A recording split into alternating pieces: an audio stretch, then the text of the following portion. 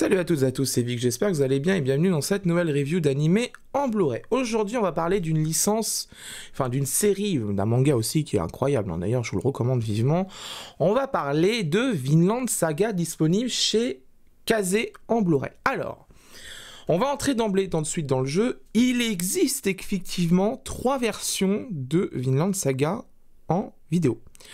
La première, c'est la diffusion de Amazon Prime Video, que je vous mets en description de la vidéo. Si jamais vous souhaitez voir un peu comment ça se passe, si jamais vous avez un abonnement Prime Video pour aller tester l'animé, que je vous recommande d'ailleurs l'animé qui est vraiment excellent. La première, donc, c'est la version Amazon Prime Video. Et au moment de l'annonce de Kazé de l'édition Blu-ray, quelques semaines après, voire quelques mois après, il y a eu une annonce, Moi, j'étais déjà au courant parce que j'avais vu la chose de mes propres yeux. Il y a eu une édition faite chez Netflix. En fait, ce qui s'est passé, c'est qu'Amazon Prime Video a revendu les droits d'exploitation SVOD, enfin, a cédé un droit d'exploitation SVOD à Netflix avec la possibilité de faire une VF. Et là, vous allez me dire, mais attends, qu'est-ce qui se passe? Pourquoi Kazé a produit une deuxième VF du coup? Alors, tout le monde se pose la question, bien sûr. Je pense, c'est mon avis, mais j'ai quand même eu des sources là-dessus, de gens très proches du dossier. Pas du côté de Kazé, bien évidemment, parce que de toute façon, Kazé ne parle quasiment jamais. Ça ressemble, de ce que j'ai compris, à un problème de gestion de droits, sur le coup, au niveau de l'achat des droits. Alors, qu'est-ce qui se passe dans le fait? C'est-à-dire que du coup, Kazé a fait appel à un studio VF pour faire une VF sur cet animé, et Netflix a fait appel à un autre studio pour faire une VF. C'est-à-dire que du coup, et c'est pour ça qu'en miniature, je pense que je vais mettre ça, parce que je n'ai pas encore fait, la miniature n'est pas encore faite au moment où je vous parle, je pense que je vais mettre le logo Netflix et le logo de Kazé en versus, tout simplement, parce que là, on va s'affronter 2 VF. Ça va être clairement 2 VF et 2 traductions au niveau des sous-titres. Je pense très sincèrement que là, on va être sur un duel pur et dur. On va devoir orienter la review là-dessus. Est-ce qu'il vaut mieux attendre de voir la version Netflix ou la version de Kazé? Alors, nous sommes sur un coffret déjà très joli. Au niveau visuel choisi, j'aime bien. C'est l'affiche justement d'annonce de l'animé. Là-dessus, très bien. Petit logo Kazé blanc en bas, le logo Blu-ray en bas. Pas de bande bleue, hein, ça change de ce qu'il y avait sur Senseiya, mais bon, ça c'est Kazé, enfin c'est AB, ils sont un peu d'une autre époque. Donc là-dessus, très bien, visuel full, parfait.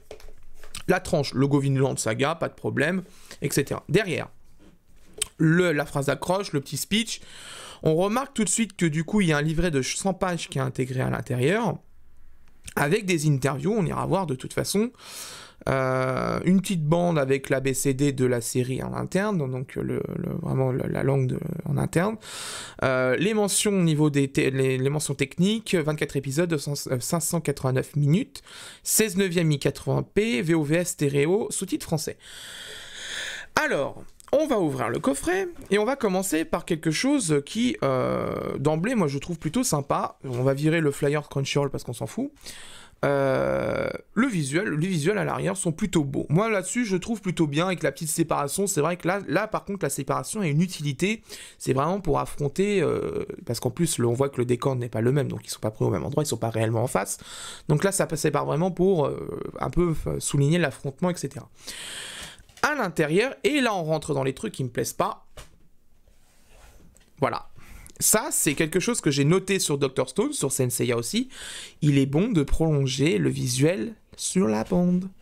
C'est important, parce que, tout simplement, ça fait mieux au niveau des finitions. Donc vraiment, là-dessus, j'insiste là-dessus, mais c'est quand même bien dommage. Les visuels des disques sont différents tous, ça par contre c'est très bien. Merci d'avoir mis des visuels différents partout, avec un fond, c'est les décors de la série. Bon, concrètement, voilà, vous allez les voir dans la série, mais c'est plutôt joli, c'est plutôt bien imprimé, donc ça là-dessus, il n'y a pas de problème. Au niveau des visuels des disques, c'est plutôt sympathique, couleurs différentes, visuels différents, il n'y a pas de problème. On a 4 disques Blu-ray du coup pour la série, donc c'est plutôt sympathique. On va passer au livret, et c'est ce, je pense, qui va être l'argument d'achat de ce coffret.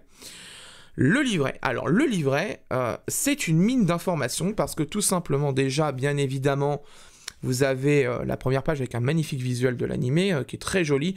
Ce qui est un peu bien en plus, ce qui est bien justement avec Vinland Saga, et on en parlera pendant la VF, pendant les compares au VF, parce qu'il va falloir comparer les VF et les sous-titres de Netflix, Amazon, enfin la VF de Netflix, ça va être casé, et les sous-titres entre Amazon Prime, casé et Netflix. Donc ça va être compliqué, ça va être long et chiant. On n'est pas dans le folklore japonais avec Vinland Saga. Donc, au niveau du doublage, ça va se sentir. Ça, c'est quelque chose qui est très bien. C'est justement ce que je reproche beaucoup à beaucoup de VF, malheureusement. Pas toutes. C'est vrai qu'il y en a eu quelques surprises. Par exemple, Mushoku Tensei, j'ai bien apprécié la VF. C'était une belle surprise pour moi. Malheureusement, c'est vrai que les VF, très souvent, manquent d'énergie, manquent de rigueur. C'est quelque chose que je trouve ça flagrant. Assez souvent. Il y en a certaines qui sont vraiment incroyables, ça là-dessus, il n'y a pas de problème. Par contre, il y en a certaines, franchement, Sword Art Online, plein de choses comme ça. Jojo Bizarre Adventure, que moi je trouve, désolé, mais on n'y est pas, on n'est clairement pas dedans. C'est mon avis, vous avez le vôtre. Mais voilà, on n'est pas dans le folklore japonais, donc concrètement, ça ouvre beaucoup de possibilités au niveau de la VF, parce que concrètement, les comédiens vont peut-être pouvoir se lâcher un peu plus. Et ça, c'est une bonne chose. Donc, on continue, on ouvre. Résumé des épisodes. Première partie avec, du coup, les 6 premiers épisodes qui sont plutôt sympathiques. On va éviter de montrer tout. Animaland Saga. Bon, pourquoi pas. Une petite BD, c'est sympathique. Bon, concrètement, c'est un beau livret avec design des personnages, etc. C'est vraiment sympathique. C'est vraiment bien, car un design, etc. C'est joli. Franchement, là-dessus, il n'y a pas de problème. Il y a les différents personnages de la série. Les décors, ça c'est cool. Ça c'est bien d'avoir quelques décors, etc. On a une interview en croisée avec la personne qui s'occupe du scénario et de la structure de la série et du scénario. On a avec Hiroshi et Kenta. Une interview en croisée, c'est quand même vachement cool parce que Vinland Saga, quand même, est un animé qui est vraiment très bon là-dessus, fait par Wit Studio et réalisé par Yabuta Shuei, qui a bossé sur beaucoup de choses, notamment Overlord, No Game No Life, Shingeki no Kyojin. Voilà, il a bossé sur beaucoup de choses, n'empêche ce monsieur. Donc voilà, voilà. Concrètement, ça peut être intéressant d'avoir des informations de son staff pour comprendre certains choix qui ont été faits de la série. Voilà, donc c'est quand même intéressant. Donc on continue, voilà, on a plein de choses, résumé, l'Animaland, les personnages, etc. Bon, ça c'est bien, c'est très bien. On a le making-of, avec quelques pages du storyboard, de ce que je vois, donc c'est plutôt cool. Donc voilà, c'est là qu'on se rend compte des fois que vraiment les storyboards reflètent beaucoup le choix final qui va être fait sur l'animé. Après, bien sûr, il y a plein de choses qui interviennent, l'animation, les couleurs, etc., etc. Voilà. Donc, on est plutôt bien. Une autre interview, attendez, je ne fais pas attention. Voilà. Hop, une autre interview avec la personne qui s'occupe du son et de la musique. Qui est d'ailleurs, je vous le dis, bande-son exceptionnelle dans Vinland Saga. Rien que l'opening, déjà, c'est un très bon choix. Et même la bande-son, de manière générale, de l'animé est très très bonne. Vraiment, c'est un régal. Je vous recommande vraiment Vinland Saga en animé et aussi en manga. Parce que c'est vraiment une pépite de l'animation japonaise et du manga. Donc oui, voilà. Donc elle fait quand même pas mal de pages d'interviews. C'est quand même plutôt pas mal. Ça va être de toute façon l'argument de vente de ce coffret. On va pas se leurrer. On a la liste des morceaux de la bande son. Il aurait d'ailleurs été intéressant, je pense que c'est un problème de droit, pourquoi il n'est pas là, ce CD. La bande son de l'animé dans le coffret, ça aurait été un énorme argument d'achat, très certainement. Les OST en général, et on l'a vu chez All the Anime quand ils ont ressorti les Makoto Shinkai, notamment 5 cm par seconde et Voyage vers Agartha, et quand ils ont mis les OST dedans, ça a été immédiatement un argument d'achat, tout de suite. Parce que les OST, c'est quelque chose qu'on aime beaucoup, et qu'en France, malheureusement, sur les plateformes de streaming, genre Spotify, Amazon Prime Music, etc., nous n'avons pas très souvent, et donc, du coup, on est obligé de se rabattre soit sur des CD d'import comme Clannad, que je vous ai mis sur la review, ou sur les disques qu'on nous fournit dans les OST, ou de l'import. Voilà, c'est quand même bien dommage. Donc, personnages, les décors, là-dessus, vraiment, il y a vraiment beaucoup de contenu.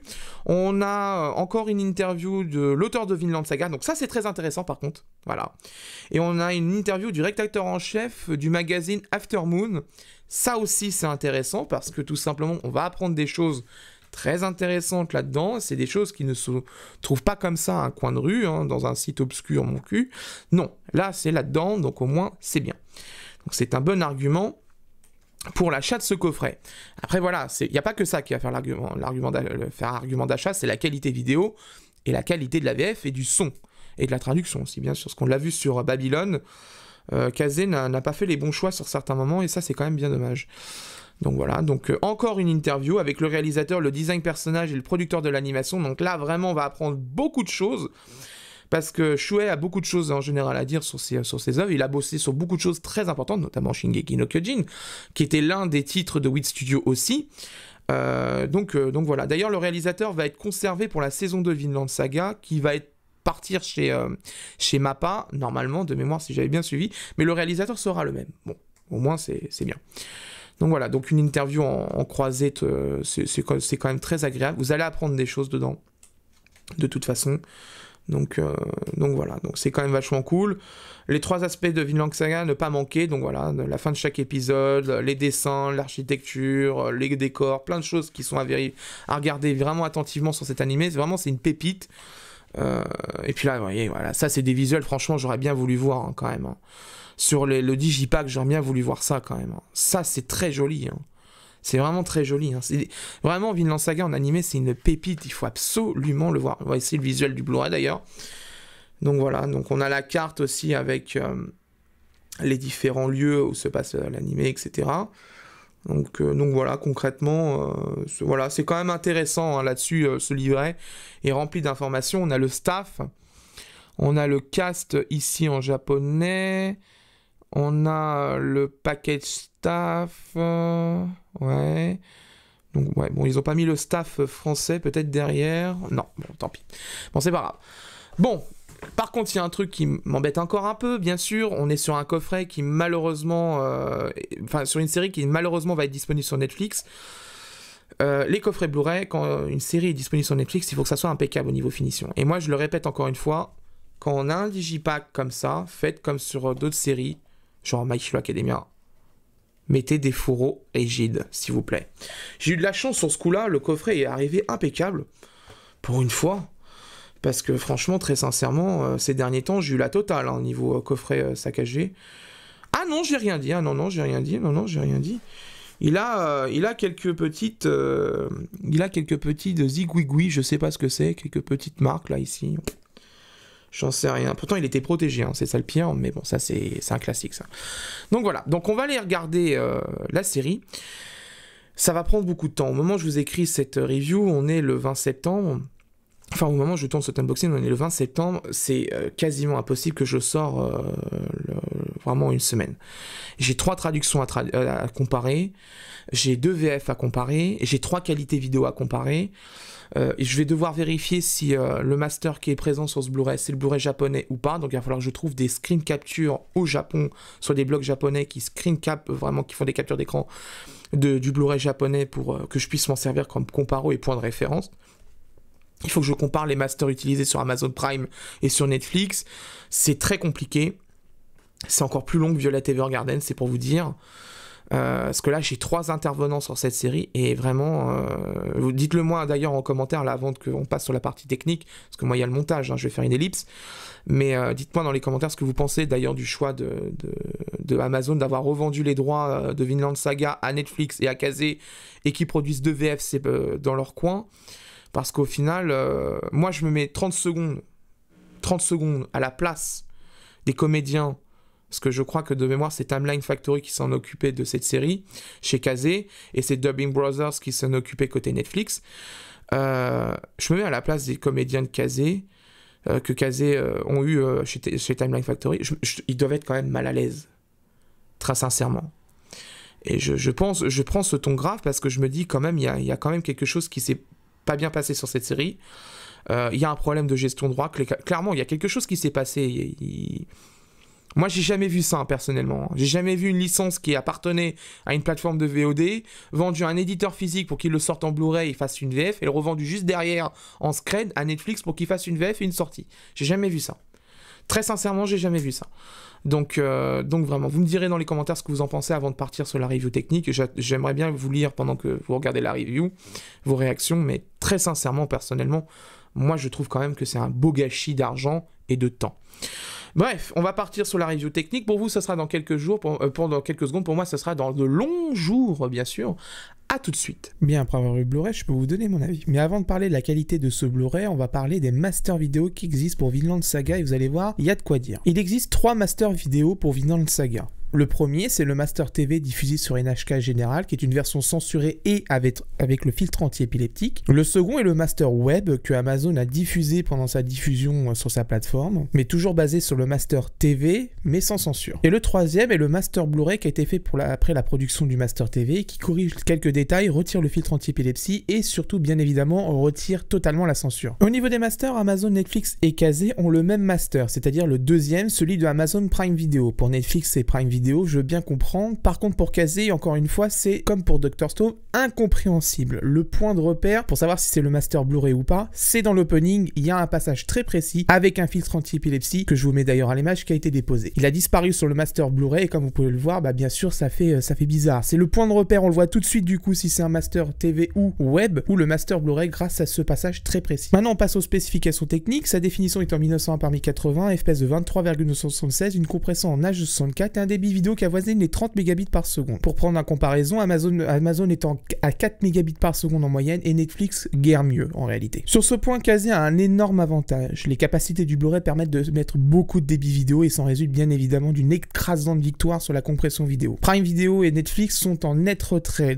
C'est normal, en même temps ils ne dépassent même pas les 10 mégabits par seconde. Aucun écart colorimétrie est à noter aussi bien sur Amazon, Netflix et Kazé. La compression est plutôt correcte chez Kazé, très peu de traces de color banding, et c'est tant mieux car Vinland Saga a quand même de magnifiques paysages, de belles prises de vue, et Wii Studio a quand même fait de bonnes choses en préparant son master vidéo en conséquence. Il faut juste prendre en compte que notre édition française est la même que le master Prime Video qui a déjà 2 ans, et non pas le master Blu-ray disponible au Japon qui est bien meilleur. Au niveau du son, la VO et la VF est en PCM stéréo 24 bits 48 kHz. Pour comparaison, Netflix et Amazon sont en Dolby Digital Plus, 128 kilobits par seconde pour Netflix, 220 pour Amazon. Bien évidemment, il n'y a pas mal sur ce point. Kazé utilise le PCM, c'est du son sans perte de qualité, dit lossless, et donc c'est ce qu'il y a de mieux au niveau de la qualité audio avec le Dolby, le DTS HDMI et le Dolby True HD. C'est propre, avec un excellent mixage aussi bien en VO qu'en VF. Je vous invite vraiment d'ailleurs à allumer votre barre de son ou mettre un bon casque audio, vraiment, car Vinland Saga a une très bonne bande son, un très bon générique, vraiment là-dessus il n'y a rien à dire, beaucoup d'efforts ont été faits sur cet animé, donc vraiment allumez votre matos là-dessus. Nous arrivons au point que vous attendez tous, la VF, c'est de savoir ce qu'elle a dans le ventre comparé à la version de Netflix. Avant qu'on passe les extraits, j'aimerais avoir votre attention 2 minutes. Qu'on soit tous d'accord sur un point, l'attitude de Netflix en mettant en ligne la VF de Vinland Saga au Japon, c'est, je pense, calculé. Cela a créé un buzz sur les réseaux sociaux, saboté un peu la communication de Kazé en recrutant Benzaï, Mr. Fox, Donald Renew. C'est derrière t'as quand même une petite idée derrière la tête, c'est que tu veux vraiment faire quelque chose au niveau communication. Dans les 3 que j'ai cités, 2 font justement une émission au niveau de Stream VF, donc ça servira de toute façon de matériel de marketing de toute façon après pour Netflix, donc il n'y a pas d'embrouille là-dessus, ils en parleront un jour quand ça sera diffusé sur Netflix France, ils en parleront. C'est pareil côté Kazé, il y a Maxine O'Haro, je crois si je dis bien son nom, de Retake dans le staff, donc bon, je trouve quand même que cette situation est assez ridicule. Faire 2 VF en même temps pour un seul animé, c'est ridicule à mes yeux. Déjà pour le groupe Kazé Crunchyroll, qui n'a pas sécurisé ses droits au niveau de la diffusion SVOD, parce que du coup Amazon Prime a pu les revendre à Netflix. Et Netflix, pour avoir diffusé la VF au Japon, en sachant qu'elle allait fuiter immédiatement et que ça allait créer un buzz et saboter un concurrent. C'est peut-être justement la stratégie voulue. Maintenant, on va parler de la VF. Je trouve quand même, globalement, elle se débrouille plutôt bien quand même. Ça reste une bonne VF de chez Timeline Factory, globalement. Après voilà, il faut pas se leurrer, Netflix a mis énormément de moyens pour produire sa VF chez Imagine, ça joue énormément. Ils ont un casting 5 étoiles, c'est assumé de leur côté, mais voilà, je vous le dis, au niveau de certains poids d'adaptation, au niveau de la VF, j'ai tendance à préférer celle de Kazé, qui, sur certains choix, au niveau des formulations des mots et du lexique, est un peu mieux construit chez eux que chez Netflix. Chez Netflix, c'est vrai que quand même, mine de rien, il y a beaucoup de comédiens, ça, il n'y a même pas à discuter, il y a énormément de comédiens, donc bref, voilà, c'est globalement une VF 5 étoiles, une bonne VF raisonnable avec une bonne adaptation dans l'ensemble. Mais comme d'habitude, je vous mets un extrait avec les 2 VF pour vous faire un avis. Messager du royaume de Briquenioc, je trouve que votre sens de l'hospitalité laisse à désirer. Quelle surprise! Alors comme ça, les barbares sont capables de parler notre langue? On m'avait pourtant dit que les Danois n'étaient qu'une bande de sauvages incapables d'avoir une discussion civilisée. Retire tes troupes, Acer. Crois-moi, nous autres Gallois n'avons rien à gagner en incitant les Danois à engager le combat contre nous. Gratianus, je te connais bien. Je sais que tu penses avant tout à l'avenir de tous les royaumes du Pays de Galles, et pour ça tu as tout mon respect. Mais j'ai bien peur que mes hommes et moi-même ne partagions pas ton avis sur les Danois. Nous n'avons pas confiance en eux. Quel genre de pacte espères-tu conclure avec ces sauvages? C'est une horde de barbares. Ces gens-là n'ont pas notre intelligence. Mais qu'est-ce qu'il a à beugler comme ça, c'est pas fait? Il compte nous attaquer ou essayer de nous faire mourir d'ennui? Non, c'est bon. Ne vous inquiétez pas, il ne nous fera rien. Tu comprends ce qu'il raconte, Björn? Non, je comprends rien aux Gallois. Mais ça se voit. S'il comptait réellement se battre, il ne se serait pas contenté de tuer un cheval. J'en déduis donc qu'il bluffe et qu'il cherche juste à nous intimider pour essayer de négocier notre passage. Ah ouais, je vois le genre. Et ce n'est pas demain la veille que leur conscience va les rattraper. On a bien compris votre stratégie face à l'Angleterre. Ne nous prenez pas pour des idiots.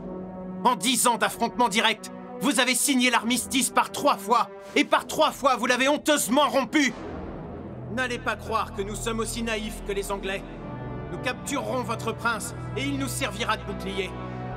Même le roi des démons doit ressentir un tant soit peu d'affection pour son héritier. Toutes mes excuses, Askelad. Ne t'inquiète pas, je ne me fais pas de soucis. Ils montrent les dents pour essayer de nous intimider, c'est tout. Les temps sont tellement difficiles que les moutons doivent se faire passer pour des loups pour espérer survivre. À vrai dire, j'ai de la pitié pour eux. Alors que comptes-tu faire? Leur expliquer ton plan? Messager de Brickenyog, je trouve ton accueil bien brutal. Ça alors? Tu parles la langue du Pays de Galles, espèce de barbare? Je suis surpris. J'avais ouï dire que les Danois n'étaient pas plus savants que des animaux. Dis à tes hommes de se retirer, Acer. Le Pays de Galles n'a aucun intérêt à se fâcher avec le peuple danois. Gratianus, jusqu'à présent, tu sais que j'ai toujours respecté tes opinions quant à l'avenir des royaumes du Pays de Galles. Mais aujourd'hui, les intérêts de nos royaumes respectifs semblent diverger. Quel genre d'accord as-tu l'intention de passer avec le prince des Danois? Ce sont des barbares, rien de plus. Ils n'ont aucune morale. Qu'est-ce qu'il baragouine encore, ce couillon? Il faudrait qu'ils se décident. Ils veulent qu'on se batte ou pas? Non, j'ai pas l'impression que ce soit l'idée. Tu comprends le gallois, Björn? Non, je comprends que dalle. Mais ce qui est sûr, c'est que si les Gallois avaient voulu la guerre, ces flèches auraient fini leur course ailleurs. À mon avis, ils cherchent plutôt à nous impressionner pour prendre l'avantage sur les négociations. T'as sûrement raison. J'ai observé de près votre conflit avec l'Angleterre. Au cours des 10 dernières années, vous avez signé 3 traités. Des traités de paix, si je ne m'abuse. Et vous les avez tous brisés, sans exception. Nous ne ferons pas les mêmes erreurs que nos voisins. Nous allons capturer le prince et en faire notre monnaie d'échange. Même le pire roi des démons doit bien éprouver un peu d'affection pour sa descendance. Je te demande pardon, Askelad. Je t'en prie, il se joue de nous. Il a monté tout ce cirque pour tester notre réaction. Aujourd'hui, même les moutons sont obligés de porter une peau de loup s'ils veulent brouter en paix. Je compatirais presque avec lui. Et tu comptes faire quoi? Lui dévoiler ton plan? Artorius était un grand combattant ayant vécu entre le 5e et le 6e siècle. Il occupait le poste de généralissime de Britannia, un état peuplé par les Celtes qui a depuis laissé place à l'Angleterre. En l'an 516, lors de la bataille du mont Badon, il terrassa les envahisseurs saxons que l'on connaît aujourd'hui sous leur nouveau nom, les Anglais. Il fut célèbre pour avoir apporté la paix sur tout le territoire de la Britannia. L'histoire de cet illustre combattant donna plus tard naissance à la légende du roi Arthur, transmise de génération en génération. Artorius, chef de guerre de Bretagne, peuplé par les Celtes. Artorius s'illustre au 5e et 6e siècle lors de batailles mémorables. En l'an 516, il remporte la bataille du mont Badon contre les Saxons et permet de repousser durablement l'envahisseur. Il apporte ainsi la paix à toute la Bretagne. Artorius est à l'origine de la légende du roi Arthur. Au niveau de la traduction des sous-titres, la police d'écriture RAS, c'est celle comme d'habitude de chez Kazé, c'est très bien, c'est lisible, c'est parfait, c'est nickel. Concernant la traduction, Amazon, Netflix et Kazé ne proposent pas la même chose. Côté Amazon, c'est très mal adapté. Les vulgarités des dialogues ont été lissées volontairement, ce n'est vraiment pas folichon au niveau adaptation, voire même mauvais, cette traduction en l'état, je ne la recommande pas. Pour Netflix, j'ai pu récupérer les sous-titres côté japonais. Bon, malheureusement, je ne peux pas utiliser le render sous-titres de Netflix parce qu'avec mon navigateur, il y a les DRM, donc du coup, c'est un peu compliqué. Je peux pas utiliser le générateur de sous-titres de Netflix, donc j'utilise un render interne. Globalement, c'est quand même mieux qu'Amazon, ça c'est certain, mais ça reste globalement correct, mais c'est pas non plus sensationnel au niveau traduction. Voilà, ça reste quand même une traduction correcte, elle est mieux qu'Amazon, il n'y a même pas discuté là-dessus, mais niveau adaptation, tendance à dire que justement la traduction de Kazé, elle est plutôt bonne dans ce point-là. La vulgarité est retranscrite correctement comparé à Prime Video, bon respect des normes de sous-titrage, c'est la traduction qu'il faut privilégier si vous souhaitez voir Vinland Saga en version originale sous-titrée. Vraiment, et j'insiste là-dessus, c'est vraiment la bonne traduction à choisir. Donc dans l'ensemble, dans la hiérarchie au niveau des traductions, première position Kazé, très clairement, là-dessus c'est vraiment du très bon travail, il n'y a pas de problème, bonne qualité de traduction, bonne adaptation, bon respect des normes de sous-titrage, bonne police d'écriture, bonne bordure, tout est parfait. Deuxième, Netflix, qui quand même, mine de rien par rapport à High Score Girl, malheureusement sur High Score Girl, c'était vraiment un carnage, là quand même faut être honnête, il y a quand même eu des efforts qui ont été faits, ces derniers temps quand même ils ont mis un peu de moyens. Pas assez à mes yeux, il y a quand même des traductions qui, je trouve quand même, restent assez bancales, notamment sur Violet Evergarden, mais globalement, c'est déjà quand même mieux. Et en dernier, Amazon Prime Video, qui est tout simplement mauvais. Donc vous évitez Amazon Prime Video, vous mettez ça de côté, vous vous en occupez pas, vous prenez soit Netflix si vous n'êtes pas fan des supports Blu-ray, soit Kazé. Mais si je vous recommande plus celle de Kazé. On passe au plus et au moins du coffret. Alors les plus, le livret, incontestablement le livret est un des arguments forts de ce coffret. Il y a beaucoup de contenu, interviews, visuels. Il y a beaucoup de choses. Déjà, rien que les interviews dedans, c'est ce qui, moi, à mes yeux, est un énorme argument d'achat de ce coffret. Il y a des choses qu'on ne peut pas avoir en dématérialisé. Ça en fait partie, par exemple. Les visuels, globalement, plutôt bons. Je trouve quand même que au niveau des visuels, le coffret est plutôt réussi. Des visuels différents sur les disques. Globalement, c'est plutôt joli. Les choix sont plutôt bons. Le livret est plutôt bien garni au niveau visuel. Là-dessus, c'est quand même vachement bien. Une bonne VF dans l'ensemble. Alors, bien sûr, vous allez me dire, oui, mais c'est pas la VF 5 étoiles de Netflix. C'est pas le débat, c'est pas le débat. On se plaint souvent que du coup les éditeurs sortent des Blu-ray sans VF. La Kazé a sorti une VF alors qu'une VF de Netflix existait. Ils devaient être au courant, hein, sûrement, et ça, il n'y a pas d'embrouille. Donc ils ont quand même fait l'effort là-dessus, il faut les remercier. Au moins, il y a une VF dans ce Blu-ray. Très bonne traduction. Comparé aux deux autres, c'est celle qu'il faut privilégier si vous voulez souhaiter voir vraiment Vinland Saga en VOSTFR. C'est quand même mieux chez Kazé que chez les deux autres. Ça, il n'y a pas d'embrouille là-dessus. La qualité vidéo, bon ça, il n'y a pas de match. Hein.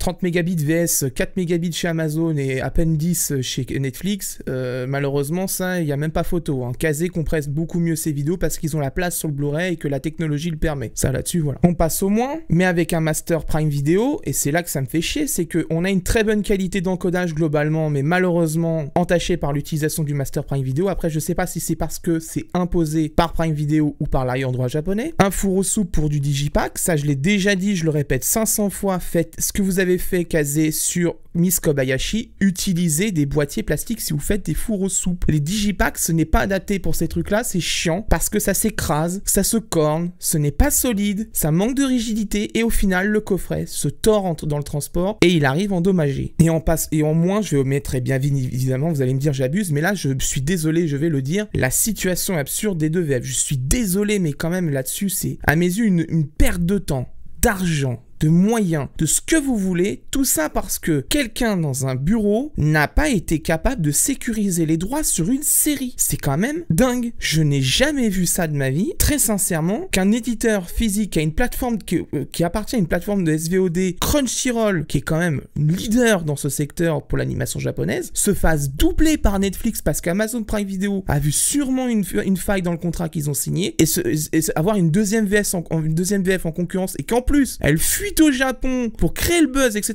Non mais franchement, très sincèrement, moi je trouve ça c'est une situation absurde. C'est absurde. Sincèrement, je le redis, cette situation, normalement, ça n'existe pas.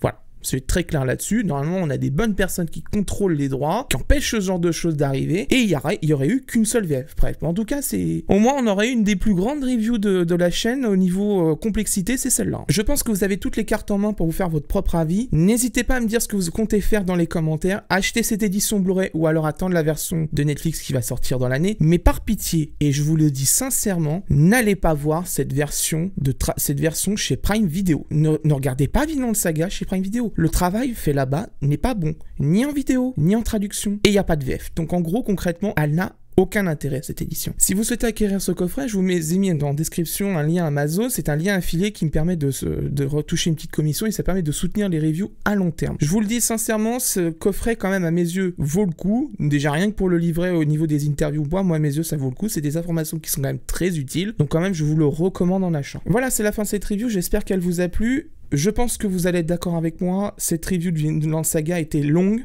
compliquée, très chiante à faire, c'était très complexe. Comparer 3 versions, ça a été vraiment long, très long et fatigant. J'ai passé des nuits comme pas possible dessus, jusqu'à 2-3 heures du matin pour ça, pendant des semaines. Sincèrement, je vais prendre un peu de repos. Je pense que vous pouvez me l'accorder. J'en ai besoin parce que là, j'ai vu 3 fois le même animé, sous 3 versions différentes, et très franchement, c'est fatigant. Vraiment, je le ferai pas ça tous les jours. Je l'ai fait parce que Vinland Saga, déjà, c'est une belle licence, que la situation quand même l'imposait, et que surtout, je pense que c'était important pour vous. Je sais que c'est quelque chose de très important ces derniers temps. Le pouvoir d'achat de tout le monde est en train de baisser ces derniers temps. Le gaz, l'électricité, le carburant est en train d'augmenter comme pas possible. Lâcher 40 balles dans un coffret, si c'est pas si c'est pas un bon coffret, autant que je vous le dise et que vous évitiez de l'acheter. C'est la logique de la chaîne de toute façon. Là, c'est un bon coffret et la situation avec la VF de Netflix imposait justement un comparo assez poussé. Dans les prochaines reviews qui vont arriver, il y a City Hunter, le film qui va arriver en édition collector. Il y a plein de choses qui vont arriver concrètement. Il y a aussi, j'ai reçu très récemment la Freeze Basket saison 2 en Blu-ray de chez Kazé, enfin de chez Kana en avance. Je le sortirai fin octobre parce que je voudrais me reposer un petit peu avant, mais vous inquiétez pas, ça va arriver. Si vous souhaitez soutenir la chaîne, le pouce bleu, l'abonnement, la cloche, bien sûr, ça c'est de base. Et si vous souhaitez soutenir plus en profondeur la review au niveau financier, faites vos achats avec les liens affiliés Amazon en description. C'est l'un des moyens qui est le mieux pour moi. Je réfléchis toujours à fermer le Utip. Je vous en ai déjà parlé sur la précédente review. J'aimerais bien savoir vos avis là-dessus. Parce que moi, très clairement, les seules solutions qu'on me propose pour soutenir les reviews, c'est de faire du NFT. C'est pas adapté à mon format de vidéo. Ou alors de demander de faire des streams en demandant plein de pognon et de vous raquer le plus d'argent possible. C'est pas non plus mon intérêt et c'est pas ce que je veux faire. Donc j'attends vos réponses là-dessus. Quant à moi, je vous laisse et d'ici là, portez-vous bien. Ciao. Et je vais aller me reposer.